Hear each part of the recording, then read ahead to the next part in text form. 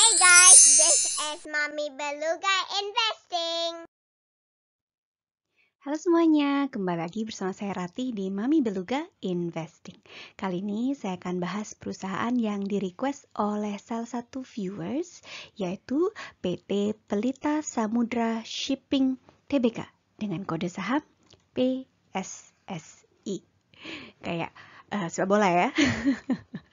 Oke, secara singkat, pendapat saya tentang PSSI adalah saat ini dia sedang menarik dengan dividen yield di angka 5%, PE ratio di bawah 10 dan harga per lot di bawah 100.000.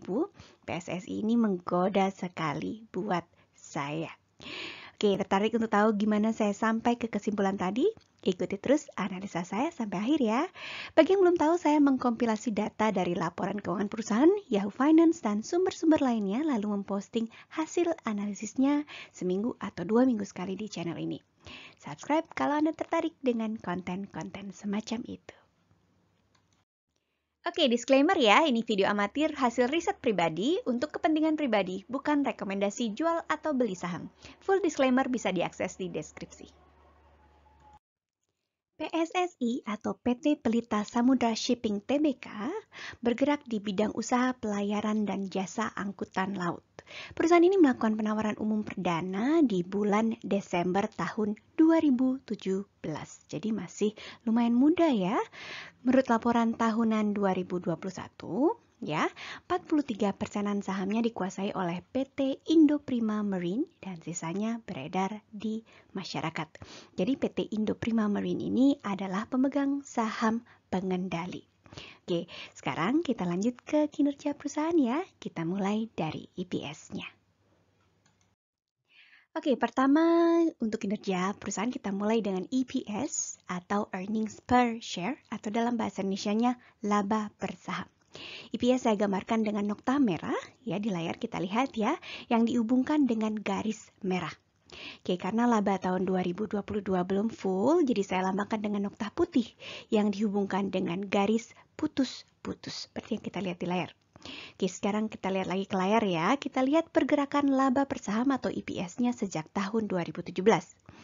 Di layar kita bisa lihat laba PSSI turun dari tahun 2018 sampai dengan tahun 2020. Yang kalau kita lihat dari laporannya yang sepertinya berkaitan dengan usaha perusahaan untuk diversifikasi dan ekspansi ke pasar-pasar baru. Tahun 2020 sendiri, ya perusahaan menghadapi tambahan tantangan yaitu pandemi COVID-19. Dan juga di samping itu juga ada penurunan harga batu bara di periode yang sama. Bagusnya kita bisa lihat di layar ya, walaupun EPS atau earning per share atau laba per sahamnya turun, tapi di tahun 2020 tidak sampai merugi. Oke. Beberapa langkah perusahaan di tahun 2019 dan tahun 2020 untuk pengembangan usaha adalah ekspansi armada, pembelian 4 unit kapal curah besar di tahun 2019 ya. Kapal curah ini kalau bisa saya interpretasikan ya, itu adalah sejenis kapal yang berdaya angkut besar. Oke, pembelian kapal di tahun 2019 ini membawa hasil di tahun 2020, di mana PSSI menambah kemampuannya untuk mengangkut nikel, alumina, tembaga konsentrat, semen klinker, pasir silika, produk besi, dan baja. Oke, langkah ekspansi dan diversifikasi PSSI sepertinya makin membuahkan hasil, di mana laba perusahaan meningkat lagi di tahun 2021. Dari laporan keuangan kuartal kedua 2022, sepertinya laba perusahaan akan semakin moncer atau meningkat lagi di tahun 2022.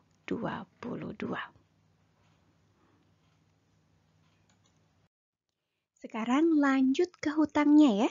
Dari segi hutang PSSI lumayan menarik, di mana total hutangnya menurun secara konsisten dari tahun 2019 sampai dengan tahun 2022.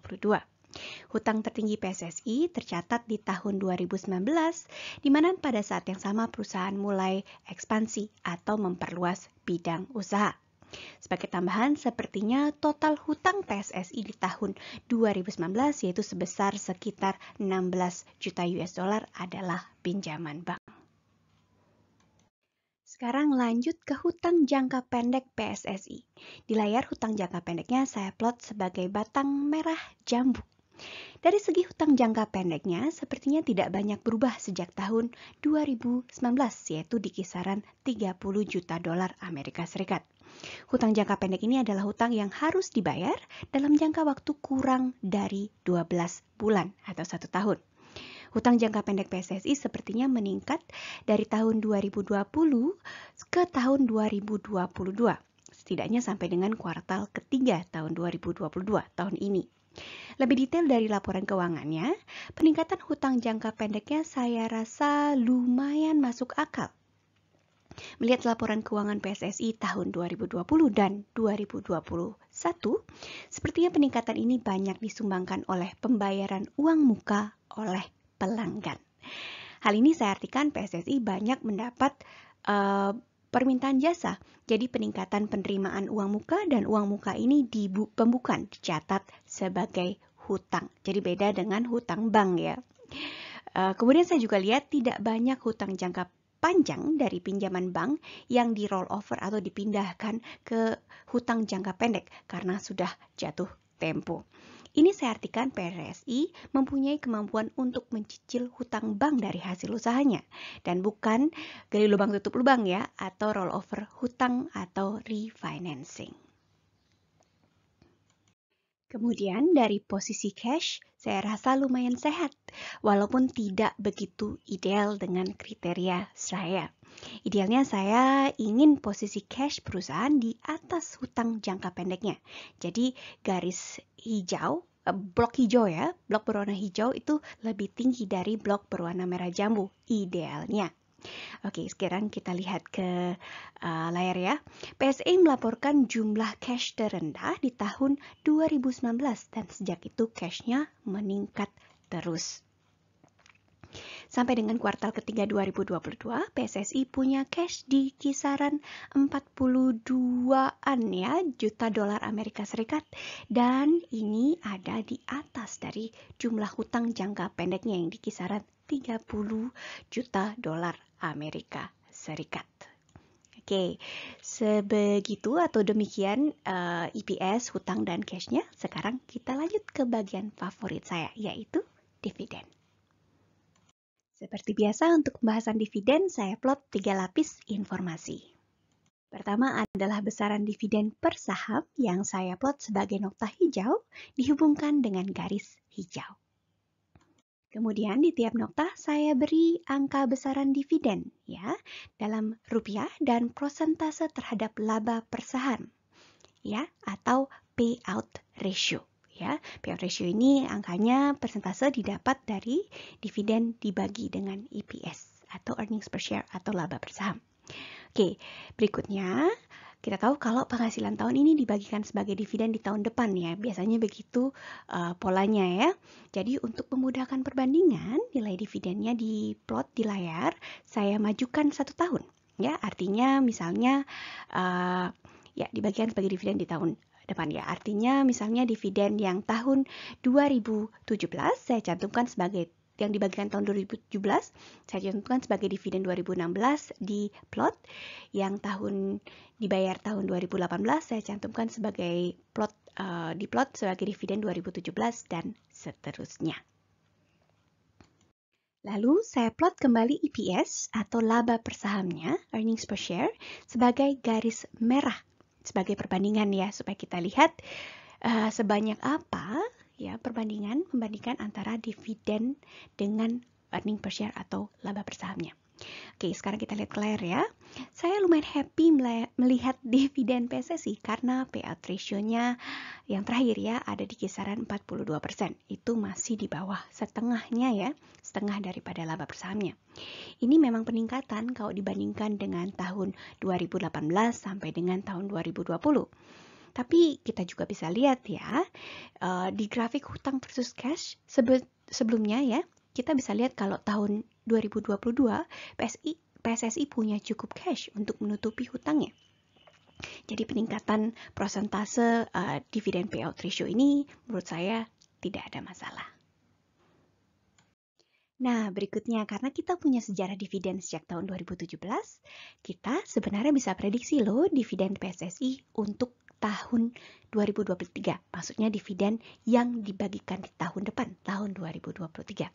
Oke, sekarang kita lihat ya prediksinya. Kalau mengikuti tren tahun 2017 sampai dengan tahun 2021, kemungkinan dividennya ada di kisaran 18 sampai dengan 28 rupiah per lembar.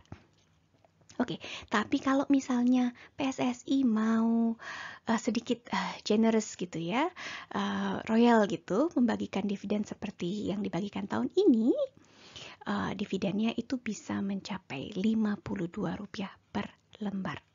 Kalau kita bandingkan dengan EPS-nya atau earnings per share-nya, kalau EPS-nya benar-benar proyeksinya meningkat seperti ini dan PSSI memutuskan untuk menambah dividennya, mungkin bisa di atas Rp52 per lembar bahkan. Oke, untuk jadwal sendiri, kalau mengikuti tren dari tahun 2017, bagian dividennya ada di periode Mei sampai dengan Juni 2023. Nah, ini dia bagian yang paling saya tunggu-tunggu, melihat dividen yield, ya, dividennya dalam bentuk yield. Oke, kenapa saya tunggu-tunggu? Ya, untuk yang belum familiar dengan dividen yield, angka yield ini didapat dari membandingkan dividen dibagi dengan harga saham. Oke, idenya adalah ya, dengan uang yang sama, dengan nilai investasi yang sama, lebih menguntungkan mana investasi di saham PSSI atau di saham perusahaan lain ataupun di instrumen investasi lainnya. Oke, kalau bentuknya udah yield, jadi gampang saya bandingkan dengan perusahaan lain dan juga investasi lainnya.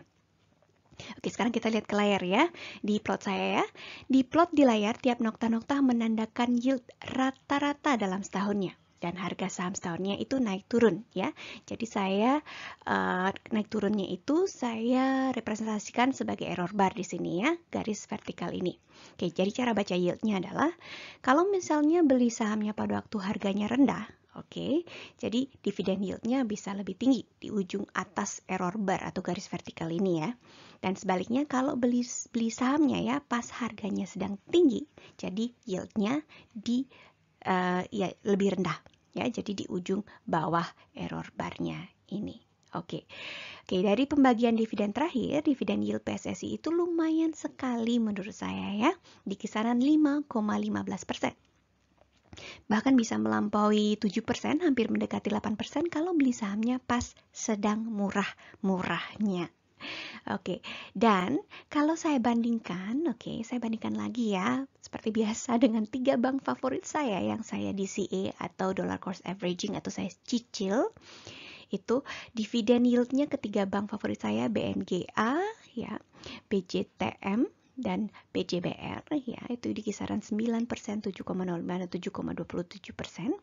Ya, jadi angka 5% ini nggak jelek-jelek amat. Ya, untuk yang tertarik dengan ketiga bank ini bisa lihat di video saya yang publish beberapa minggu yang lalu.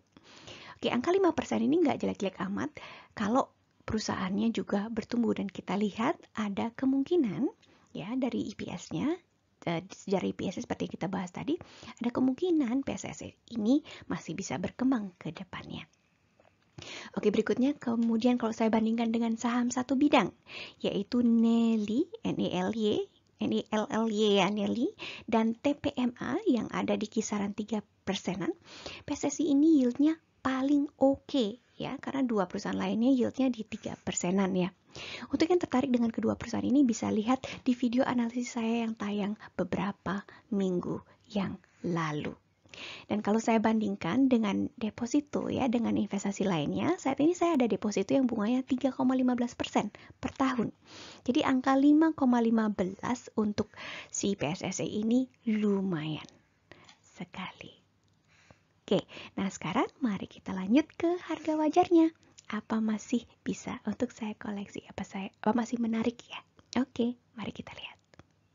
Nah, sekarang ke harga wajar. Untuk itu, seperti biasa, saya kembali tumpuk beberapa lapis informasi di sini. Pertama-tama, harga saham sejak tahun 2018. Kemudian, harga di PE ratio atau price to earning ratio 10 sejak tahun 2018 juga. P/E ratio adalah price to earning ratio atau harga dibandingkan dengan labanya. P/E ratio 10 artinya harganya ada di 10 kali lipat dari labanya. Berikutnya adalah harga di P/E ratio 15 sejak tahun 2018 juga. Dan terakhir, harga di P/E ratio 20 sejak tahun yang sama, tahun 2018. Nah, sekarang kita lihat ke layar ya, gimana tren harga saham PSSI sejak tahun 2018. Secara global, harga saham PSSI ya sejak tahun 2018 ada di kisaran P/E ratio 10-nya. Sejak tahun 2018 sampai dengan tahun 2021, harganya cukup stabil, yaitu di kisaran 150 sampai dengan 170 rupiah per lembarnya. Lalu harganya mulai meningkat sampai dengan pertengahan tahun ini, ya, yang mencapai harga 800-an rupiah per lembar. Sekarang sepertinya sedang berada di tren penurunan nih harga saham. Oke, sekarang nominal harga wajar dan current price ya, atau harga pada saat ini. Pertanggal 18 November 2028, pada saat video ini disiapkan, harga saham PSSI ada di angka Rp590 per lembar saham. Ini lumayan di bawah harga di P/E ratio 10-nya ya, itu di angka 1238. Itu biasanya di P/E ratio 10 itu harga nyaman atau harga wajar saya. Jadi 590 ini masih jauh di bawahnya ya. Dengan harga per lembar Rp590 satu lot dari saham PSSI ini, ya PSSI ini ada di Rp59.000. Oke, dengan P/E rasio di kisaran 5 dan dividen yield di 5,15%, saya tergoda sekali dengan PSSI. Nah, sekarang kesimpulan. Oke, bagi yang udah melihat pembahasan saya sejak tadi ya, pasti udah tahu apa komentar saya sekarang ya. Oke, kita wrap up ya. Jujur saya tergoda sekali dengan PSSI ini. Dengan P/E ratio di bawah 6, dividen yieldnya di 5%-an, dan satu lotnya itu yang di 59.000, yaitu di bawah Rp100.000. Saya nggak pikir dua kali untuk pasang order satu lot saja untuk sekarang ini. Ya, ini lumayan banget untuk menambah koleksi saham perusahaan bertumbuh yang dividennya oke dan harganya di bawah 100.000. Bagi yang udah lihat bahasan-bahasan saya di video sebelumnya, pasti tahu kalau anggaran saya per bulan itu cuma di Rp100.000. Jadi ini pas sekali. Oke, makasih banyak ya buat yang sudah pasang komentar ya, rekomen saham ini untuk saya bahas ya. Makasih ya, jadi saham ini masuk radar saya. Kalau nggak, saya mungkin nggak sadar ada saham ini. Oke, sekian video saya kali ini. Ikuti terus perjalanan saya untuk berinvestasi ya. Jangan lupa untuk subscribe dan like supaya saya lebih bersemangat lagi untuk membuat video-video seperti ini. Channel ini juga tersedia dalam versi podcast melalui Anchor FM, Spotify, Google Podcast, Apple Podcast, dan platform podcast lainnya. Oke, segitu aja dulu. Makasih udah nonton. Sampai ketemu di video selanjutnya. Bye!